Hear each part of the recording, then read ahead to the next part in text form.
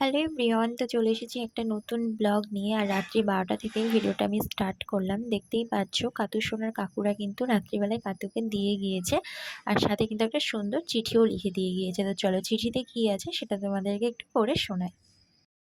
Deer বাবা, আমি তোমার ছোট্ট সোনা কার্তিক তোমার বাড়িতে এসেছি। বাবা একটু কোলে নাও, আমিও তোমার মতো কি একটা ফ্রেন্ডস ফর এভার কমিটির সদস্য। ও আমাদের ছেলেবেলে দিয়ে গেছে।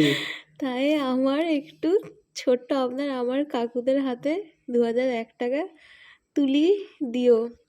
Good morning. তো আজকে কিন্তু মর্নিংটা আমার অনেকটা সকাল সকাল হয়েছে। ওই যে রাত্রি 12টার সময় কার্তিককে দিয়ে গেছে, আর পরের দিনই ছিল পুজো। তো সেই কারণে ঝটপট উঠে কাজ বাজ সেরে নিয়েছি। আর এটা কিন্তু আমার বিয়ের পরে প্রথম কার্তিক পুজো। তো কার কার বাড়িতে এবছর কার্তিক পড়েছে আর কার এবছর প্রথম, অবশ্যই কিন্তু কমেন্ট করে জানিও। তো দেখো স্নান টান করে নিয়েছি, আর পাড়াতে কিন্তু খেলনা বিক্রি করতে এসেছিলো।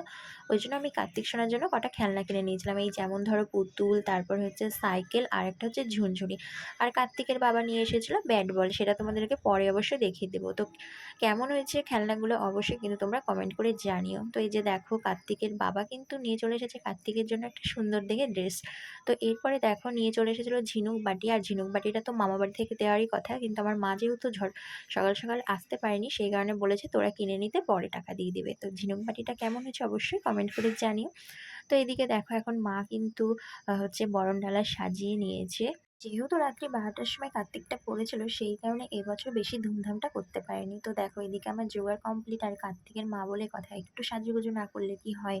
তো দেখো সাজুগুজু করে চলে এসেছে, আর ঠাকুরমশাইও কিন্তু চলে এসেছে। আর এদিকে দেখো সবটা মা হচ্ছে সুন্দর করে জোগাড় করে নিয়েছে, সাথে কিন্তু আমিও ছিলাম। তবে কার্তিক পুজোর সম্বন্ধে আমি কিন্তু অতটাও কিছু জানি না, সেই কারণে দেখো মা কিন্তু সব কিছু গুছিয়ে দিয়েছে। আর ওই যে দেখো কার্তিকের বাবা কিন্তু ব্যাট বলটা নিয়ে এসেছে, সেটা তোমাদেরকে দেখিয়ে দিলাম।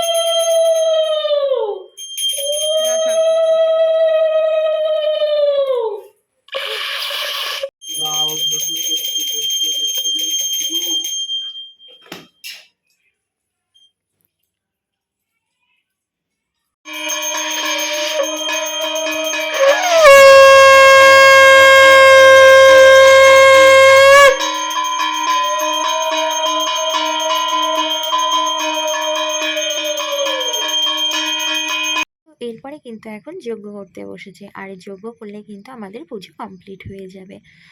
তো ফাইনালি এদিকে কিন্তু আমাদের পুজো এখন কমপ্লিট হয়ে গিয়েছে।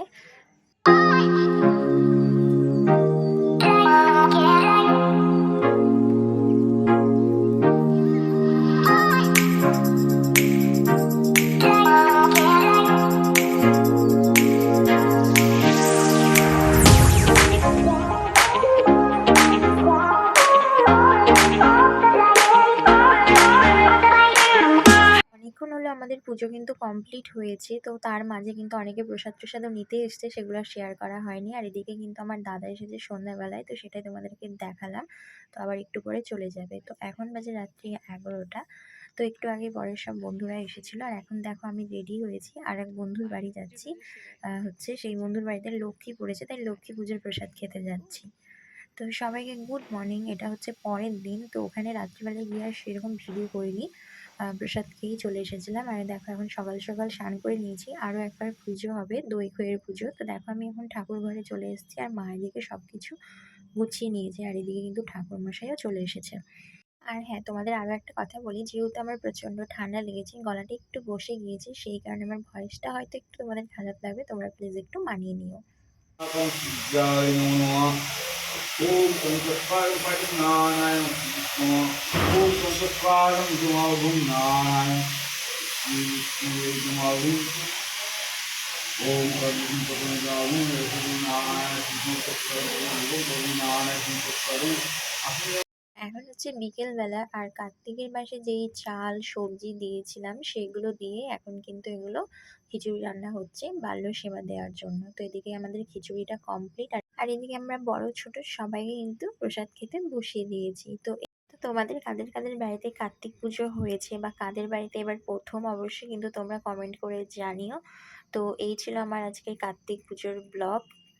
তো কাতু সোনার ব্লগটা তোমাদের কেমন লাগলো অবশ্যই কিন্তু তোমরা কমেন্ট করে জানিও। খুব তাড়াতাড়ি নতুন একটা ব্লগে দেখা হবে। আজকের মতো টাটা, সবাই ভালো থেকো, বাই।